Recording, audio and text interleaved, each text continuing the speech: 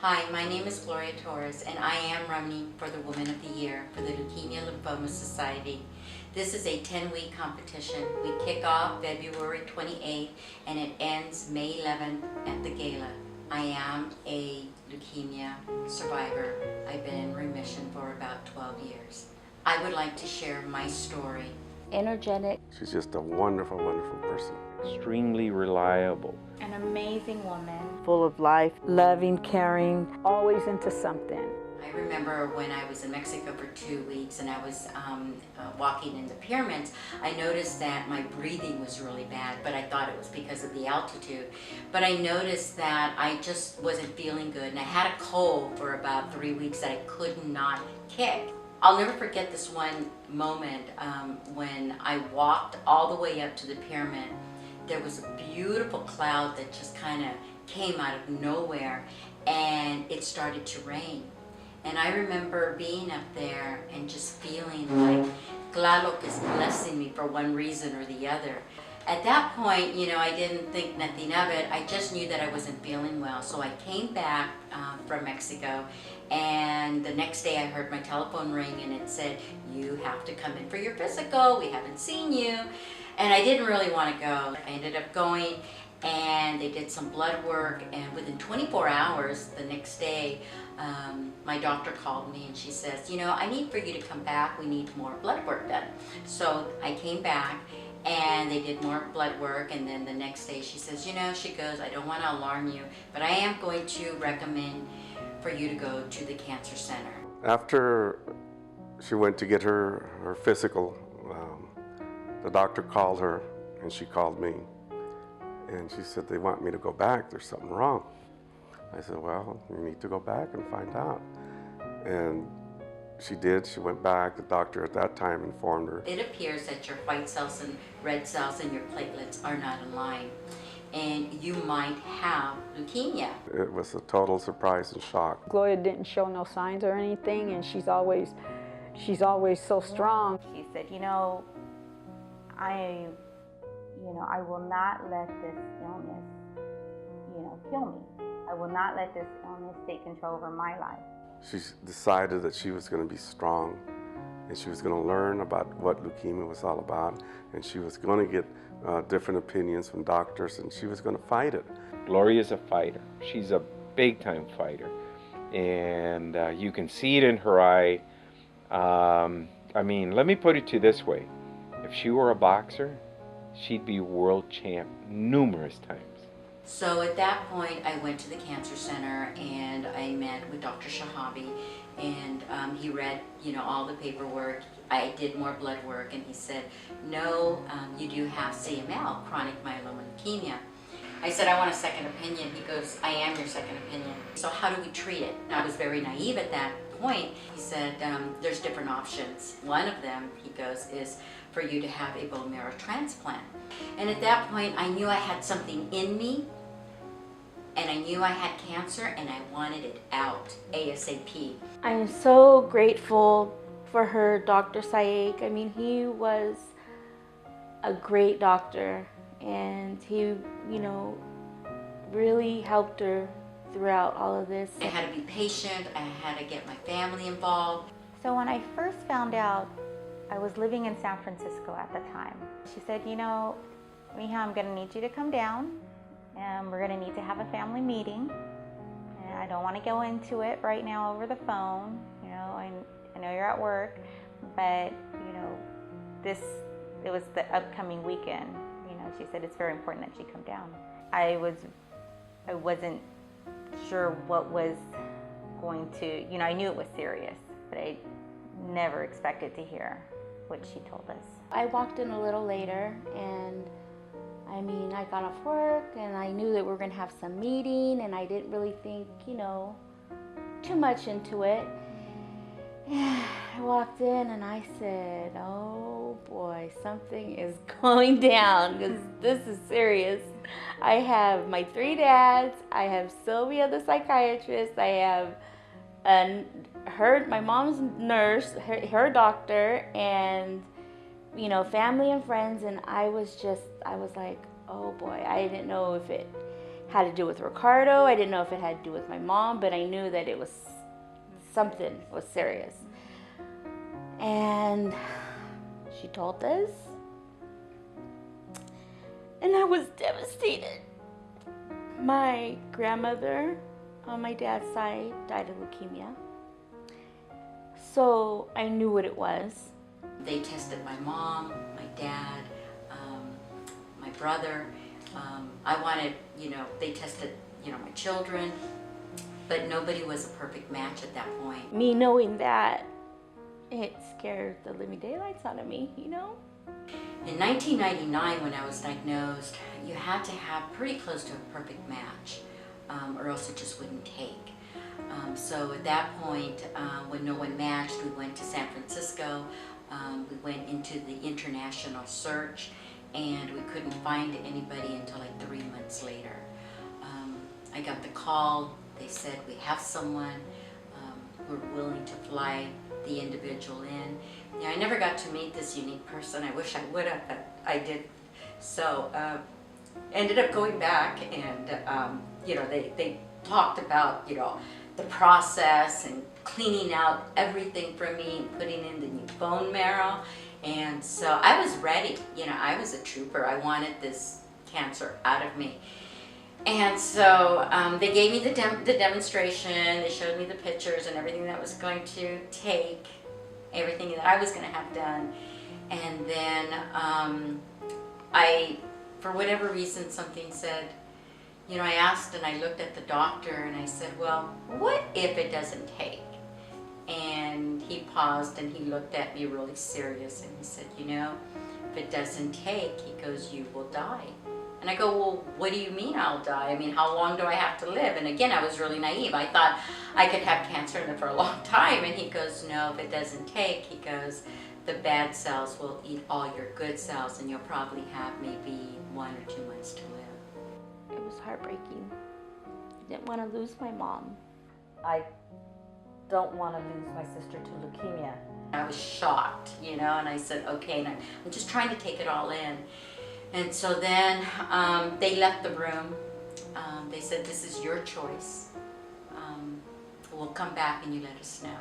I encouraged her to be very positive, and little by little she became aware of the situation, that there may be the treatment that could relieve the symptoms. And so she was encouraged at that time, but for the longest period of time, she lost, I think she lost a part of herself in her sadness, and she would cry and cry. And I was very sad, but I tried not to show that to her. I tried to encourage her and be as positive as I could. In fact, I told her that she was going to be, my miracle baby. I told her, you're going to be fine. You're going to be okay. We're going to beat this. At that moment, I didn't want to take that risk. I couldn't chance it. I still felt that I was full of life, and I wanted to see my children grow up. I wanted to see them get married. I want to see them, finish school. I wanted to be a part of my family. I wasn't ready to give up, and I wasn't ready to gamble. I realized at that point that I was going into a new journey, and maybe that's why it rained on me. I was being blessed when I went to Mexico. Something inside was already making me feel different, and I'm glad. I'm really glad I didn't take that chance, and I didn't risk losing my life, because now I know what cancer did to me. I know what leukemia did to me. I couldn't talk about it for years. Half of my friends never knew I had it.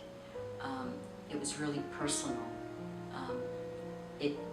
Cancer, took away my spirit for months. It took away my soul. I couldn't laugh anymore. I couldn't be me anymore. It hurted my family. And the worst thing I did, that I recommend nobody, the worst thing I did was I kept it from my family for 3 months.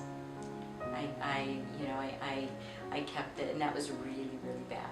There was never the right moment to tell the kids that I had cancer. there was never the right moment to let all my family know that I was going through this. And so I kept making excuses until the day came that I couldn't anymore. I was going to start chemo at that point, and things were going to change. I was floored. I was like, what? I couldn't believe it, you know, because for me to hear that my sister had leukemia, to me, that was the first big thing to like happen in my family. I just woke up one day after being sad and crying and being enclosed in my own self. I just woke up and the light turned on. You know, I remember being outside and seeing a bird fly and I started to cry. And I just said, you know, I have to just educate myself. And I did. I started learning everything that I could about cancer, CML, chronic myeloma leukemia. I contacted the Leukemia Society. They were there. They helped me and supported me with their support group. And what's really unique about them, they have this great family support group. They had a lady that had the same leukemia that I did, and she called me one morning, and she was my pen pal. And through her, I was able to really start my journey as far as healing. But that, you know, that took a while.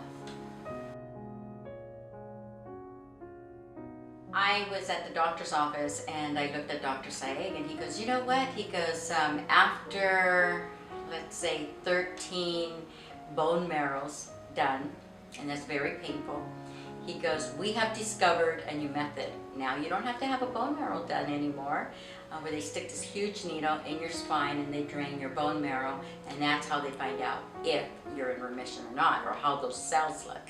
He says, you know, he goes, now there's a new method, you know, you just have to do lab. And I said, wow, that is great, you know. So he goes, let me tell you what your lab work came out this time. He goes, it shows that, you know, you're in remission. And this was after 5 years of chemo. This was after taking Gleevec and it stopped working. And then I had to jump onto another medication called Spritezil now. It felt really, really good. I remember walking out of the cancer center and just taking a deep breath of fresh air and, you know, just, you know, thanking God and thanking everybody that has gone through my journey with me. Because I could not have done it without so many friends and family. You can't do this alone. And I'm real fortunate. I'm really lucky and I'm very blessed because I've been so loved by so many. And I'm really grateful for that. Embrace your illness. You have to claim that illness. You have to respect that cancer before you actually make your life better. If you ignore your illness, if you shut it out, if you enclose yourself, you're not going to get better. It'll eat you up alive. So therefore, you know, educate yourself, respect your illness, and share it. And bring your friends and your family close to you and participate. What I do now is I try to go out and I educate individuals on leukemia. I was so fortunate to save 2 children's life. My background has been in education for about 28 years, and when I was in school and I was watching some of the children, there were 2 children that I noticed that were tired, lost weight, they were sick, and I told those parents, get some blood work done. And sure enough, they ended up having leukemia. Before it was diagnosed, when it was diagnosed, they found out that they had a chance to live because it was diagnosed and it wasn't too late. If you ignore what you're feeling inside, if you come down with a cold, you're tired, you don't want to eat, you start shutting people away from you, you become enclosed, your bones start to ache, there's something wrong. And especially if you have, a fever, there's something wrong.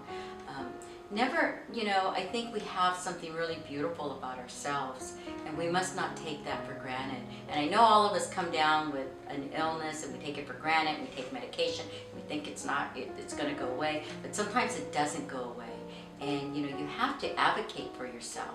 And if you're not feeling good and you have a good gut feeling something is wrong, your shortness of breath, you know, pick up the phone. The doctors are there. And it's really simple to know what your counts are just by a blood test. So I do highly recommend that. I'm so proud of her, you know, and her mission in this campaign is to continue the awareness and continue the research. I was so proud of her for everything she had to endure through this whole process, and I mean, she did it. I mean, she wasn't gonna let this get her down, and she fought it every step of the way. Gloria, let me tell you, it's been so wonderful. These last few decades especially have been great to see you and enjoy your friendship. We've become a lot closer, especially I want to say in the last 5 or 6 years. It's wonderful to see you. You light up the room when you come in, and you've been there for us. And that's the kind of friend that all of us really cherish. You are the friend that all of us really cherish, and just know that we're there for you as well. We're there. We love you. We need you. We need you in our lives. We can't stop. You can't stop. I think the world of Gloria. I know she'll make it to be the #1 woman of the year. I know she can do that. Sister, I'm very proud of you. You're an amazing woman. I know our parents are looking down on you, and they're very proud of you as well. And I just want to wish you luck with your campaign. And once again, go Team Gloria. Gloria, like I always tell you, I love you. You are the light of my life. You're everything to me. You're my inspiration. You're everything that I wanted in a person to share the rest of my life with. Thank you for being who you are.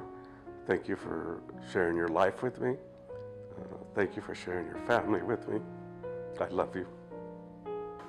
You know, this journey has been amazing for me, and it's come to this. It's come to this day that I am so focused in running for the Woman of the Year. This project means so much to me, and I would like to just seek everybody's support. Again, it is a 10-week competition. You can help out in any way. You're going to meet other candidates that are running. You know, please extend and help them too. I'm here because of research. Remember, my medication changes every 5 years because I become immune to it. And I want to get closer to a cure. And I know we're just at that cutting edge, and we can do it. Be a part of my journey. Join me, walk with me, run with me, so we can find a cure.